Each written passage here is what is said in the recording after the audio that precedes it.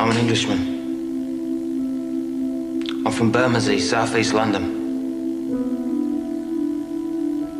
My father was called George. He was also from Bermondsey.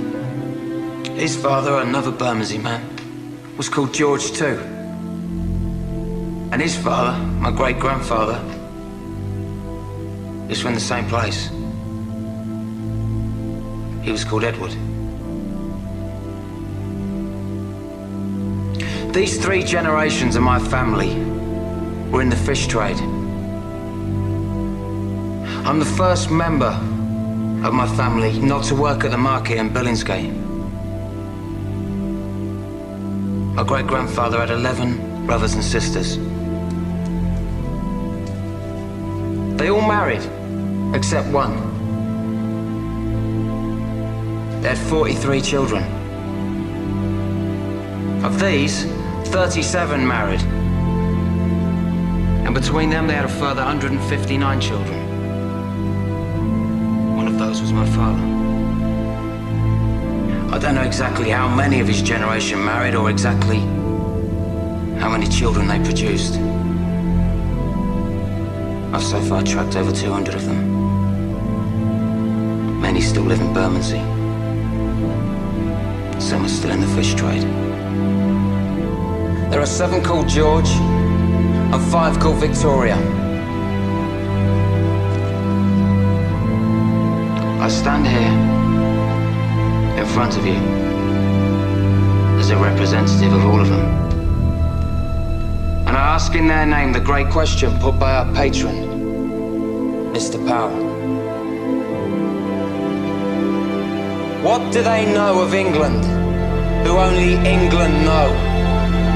Or what can my family who come from England, who lived in England, who know only England, say of this, our country?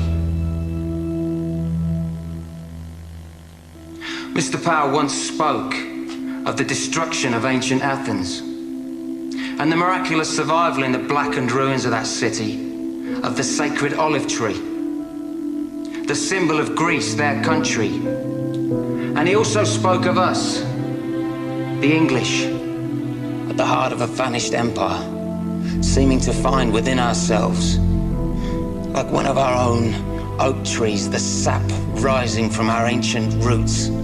And he said, perhaps after all, we who have inhabited this island fortress for an unbroken 1,000 years, brought up, as he said, within the sound of English birdsong, under the English oak, in the English meadow, beneath the red cross of St. George, it is us who know most of England. And I appreciated him for saying that, because it was as if he spoke for my family, who understand well their own country, who understand even better their own capital, London town, as we used to call her. As we strolled in her parks, as we marveled at her palaces, as we did business in the city, went west for a dance, took a boat on the river. The pale ale and eel pie of old London. The London of my family, for as many generations as I know. The London that within 15 years would be less than 50% white. London where in 15 years, a white person will be in the minority. Am I racist? No. Do I have anything against people of other races? No. Would I prevent them from coming into my home? No. So what then is my gripe? My gripe. And I speak on behalf of 7 men called George and 5 women called Victoria. My gripe is quite simple. My gripe is that we were never asked. My gripe is that we were told, not asked. And every day we are told again and again how we are to be and how our country is to be. We're told by them, and we know who they are. They're English too.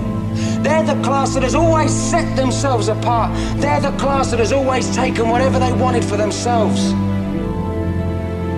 And now they are the class that is giving England away.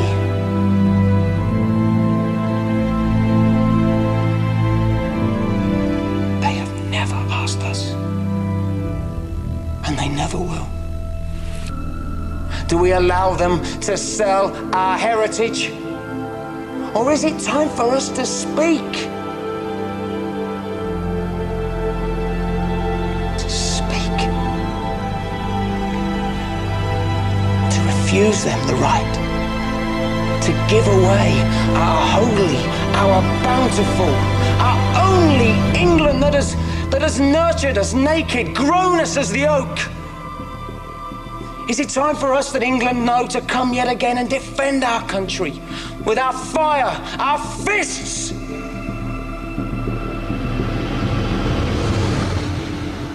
Is it time for our sons to rise again?